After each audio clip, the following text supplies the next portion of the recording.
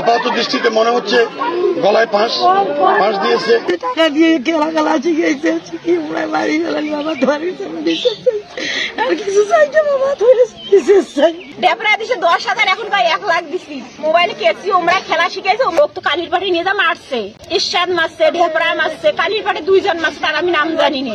আমার স্বামী খালাইবে, লবণ ডুবি দিবে, তো আপনারা নিয়ে যে খালে লবণ ডুবি দেন, তারপরে আমার ব্যবস্থা আমি করব। যারা লাভের টাকা দিছে ওরা সকালবেলা আসি আমাকে বলে, কালকে কয় তো স্বামী এসছে, এখন কি করবি বন্ধু, হাত ধরি কই আমাকে যেভাবে তো স্বামীটি টাকাটা আমার নিয়ে দে, তোর হাত ধরি তোর পা ধরি আমাকে টাকাটা নিয়ে দে। তখন আমি কছি আপনি তো বলছেন আমার স্বামী খালাইবে, লবণ ডুবি দিবেন, তো আপনারা নিয়ে যে খালে লবণ ডুবি দেন, তারপরে আমার ব্যবস্থা আমি করব। কোনো কইলে না কয় আমরা আসছি, আচ্ছা বাড়ি এসে শুনি সবার কাছে, কয় ও তো কালির পাটে নিয়ে যা মারছে, ইরশাদ মারছে, ডেপরা মারছে, কালির পাটে 2 জন মারছে, তার আমি নাম জানি না, মারছে।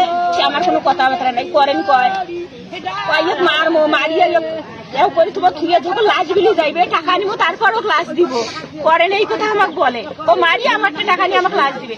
তাহলে এখন দেখা গেল ও মারে নাই আমার স্বামী তো আমার, ও মারছে আবুর নাই আমার স্বামী হারাই, আমি ব্যবসা করে করি আজকে আমার বাবা টাকার কারণে তো মোবাইল দিয়ে খেলা দুই সাইডের যে মাছ মারছে, এখন যা খালা হয়ে আছে, 50,000 দিয়ে দিতে, দিয়ে 5,000 নিয়েও খাইছে, আর 40,000 আমার জামাই রেখে দিচ্ছে।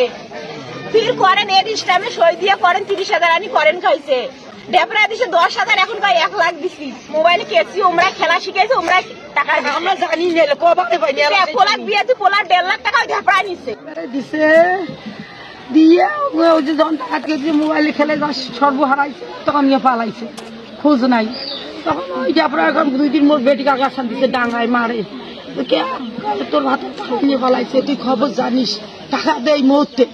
তখন আমরা টাকা দিয়ে কোটি খবর পাইছি, আমরা খবর দেখবো, তখন তারা কোনো নাই, আসছে সবাই চুপচাপ, ওই ওনাকে খাতায় আমরা কথা শুনি, বাড়িতে আমার কাউ নাই, আমার মুরব্বী অসুস্থ পেড়া নাইছে, তাই ঠেঙে জন্য তাকে ধরি, আমরা বাড়ির কাউ নাই, ওই গাবুর চা ধরি বাড়ি মাইসে কামলা দিয়ে আমি খাই, আমরা আমার সাথে কার্য করবে যাই।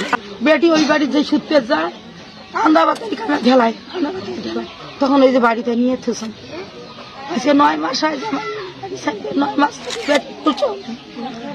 বুঝো চোখে করো, ওই সবাই এত সাদা মাঝে ডাঙে মারি ফেলা, তো সালার বেটাকে গাল পেড়বেন না, আমরা খেলা দিয়ে যাচ্ছে, টাকা দিয়ে খেলা শিখেছে, শিখিয়ে পুরাই বাড়ি গেলেন বাবা, ধরেছে আর কিছু চাইছে বাবা, তারপরে ওই বড় ভাই থেকে টাকা আনছে, ওই বলো আমার মোটর সাইকেল ধরে গেছে, ওই করেন ওই সাগর পাড়ের বলে ইরশাদ না খায়, সাগর পাড়ের বলে 2টা লোক দিছে, ওই বড় বাড়িয়া জাহাঙ্গীর দিছে, বললে আমি খেলা খেলাইছে না খাইছে না কি গেছে, ওই আল্লাহ ছাড়া খাওয়া যায় না।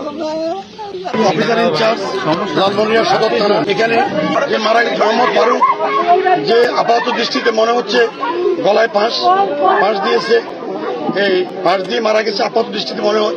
তবে এর পিছনে কারণ যেটা স্থানীয়ভাবে জানা গেল, যে সে এখানে কিছু লোক থেকে দাদন ব্যবসায়ী থেকে সুদের টাকা নিছে, সে এই সুদের টাকা দিতে না পারার কারণে দীর্ঘদিন সে প্রায় 8-9 মাস সে বাইরে ছিল, আত্মগোপনে ছিল। পরে গতকালকে সে বাড়িতে আসলে এই চক্র সুদের যারা দাদন ব্যবসায়ী তারা তাকে ধরে নিয়ে যায় এবং মারপিট করে, এবং এই কারণে হয়তো বা সে মানে ইয়ে করার কারণে আত্মহত্যা করতে পারে। আর পারিবারিক কোনো বিরোধ আছে কিনা সেটা আমরা খতিয়ে দেখছি। আমরা আপাতত জিজ্ঞাসাবাদের জন্য, আমরা কাউকে কোনো অ্যারেস্ট করি নাই, আপাতত জিজ্ঞাসাবাদের জন্য আমরা তার ওয়াইফ, তার শ্বশুর এবং যার বাসার মধ্যে আমরা ফারুকের ব্যাগ পেয়েছি তাদেরকে আমরা নিয়ে গেছি। এই বিষয়ে কেউ ইতিপূর্বে আমার কাছে অভিযোগ করেনি, তবে আমি আজকে এখানে এসে যেটা শুনলাম, এখানে একটা দাদন ব্যবসায়ী বড় বাড়ি এবং পঞ্চগ্রাম ইউনিয়নের একটা দাদন গ্রুপ আছে, এই গ্রুপ মানুষকে দাদনের টাকা দিয়ে যথেষ্ট অত্যাচার করতেছে এবং তারা জোরপূর্বক তাদের থেকে মানুষকে টর্চার করতেছে। এ বিষয়ে ইনশাআল্লাহ সত্য হাতে এদেরকে আমি ধরবো। ইতিমধ্যে আপনারা শুনেছেন গত 2 দিন আগে মহামান্য হাইকোর্ট একটা রায় দিয়েছে, এই দাদন ব্যক্তি পর্যায়ে দাদন ব্যবসা অবৈধ। তাই এই অবৈধ থাকা অবস্থায় এখানে কোন দাদন ব্যবসায়ী করতে পারবে না। দাদন ব্যবসায়ী হাত থাকবে, আপনারা আমার খবর দিবেন, দাদন ব্যবসায় কোন দাদন ব্যবসা চলবে না।